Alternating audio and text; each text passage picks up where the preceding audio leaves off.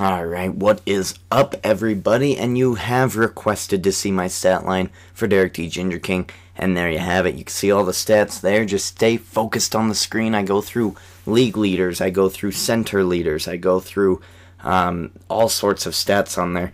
And then we play a game against the New Orleans Hornets, and a bit of a slow start to this game. But I don't want to reveal too much. I don't want to be a spoiler for the next 6-minute video, but this is going to be a 6-minute video. I'm going to talk about a number of things. Now, ladies and gentlemen, these edited videos are going to have to come in shorter and shorter because what other thing can we talk about besides fucking Kobe Bryant and the Lakers? That's the only thing anyone ever wants to talk about. So let's just get it out of the way in this video. Let's just get it out of the way immediately. Kobe Bryant and the Lakers. Kobe Bryant having a stunning dunk in a game recently and really taking you back. Kobe still has it. Like, I feel I'm a wrestling fan, and in wrestling, when you bring back an older person and he does something amazing, the crowd chants, "You still got it." That's exactly what they should have chanted for Kobe, because man, he is looking like a king. And what a perfect lead in to the next topic, Jazz versus Kings. So yeah, we got the Lakers out of the way. Yeah, Kobe, they're still struggling. I believe Pau Gasol tore something in his foot, so he might be out for a little while, and that's troublesome because I much would rather have Pau Gasol on my team than Dwight Howard, so I don't know about the Lakers. I'm very, very nervous for them. Very, very nervous. Jazz versus Kings was on the other night, and we won that one, so yes, fist pumping.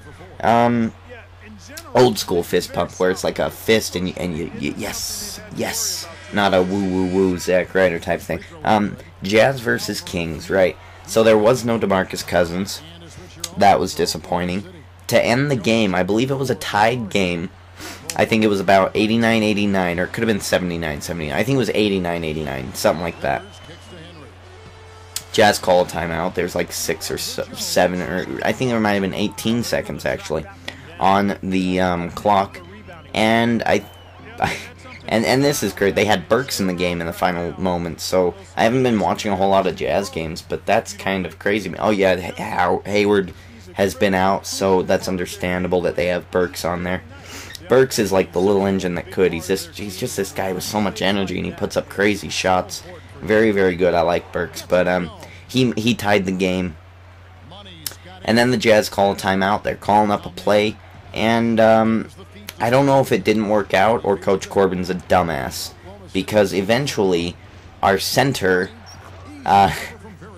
gets the ball. Big Al Jefferson gets the ball behind the three-point line and shoots it for an air ball. What? I don't know if the play got messed up, and then Al Jefferson's like, I've done this once before in my entire... I'm gonna pull a Paul Millsap. Like, you're not Paul Millsap. Come on now, Big Al. Sit down. Let someone else take that shot. That was absolutely dreadful. So, yeah, they went to overtime, and then they kicked the Kings trash by 7. I believe it was like 101-94 or something like that. So the Jazz won that game. Very good. And, of course, they bring on Jimmer Fredette in overtime the last, like, minute and a half, 30 seconds. Really ridiculous. Please trade him. You're killing the kid. I didn't like Jimmer, but he's got skill. I don't understand. The dude is ripped. He could be in the WWE if he wanted. The dude is ripped. I mean, wow. And they're just not using him. They're not using him, and they're not using DeMarcus Cousins, and they lost a game. 1 + 1 certainly equals 2, people. That's just what I can say. The Kings are absolutely ridiculous. Let's see, we got about a minute and a half or so in this video now. So you can see that the New Orleans Hornets have really taken us to the woodshed, taken us to the cleaners, whatever expression you want to use. We did have a slow start the first quarter. I opened up in the very first play very, very strong, and then I got nothing done. I didn't shoot terrible shots, but they just weren't going in. Davis was there. He was blocking me. It was crazy.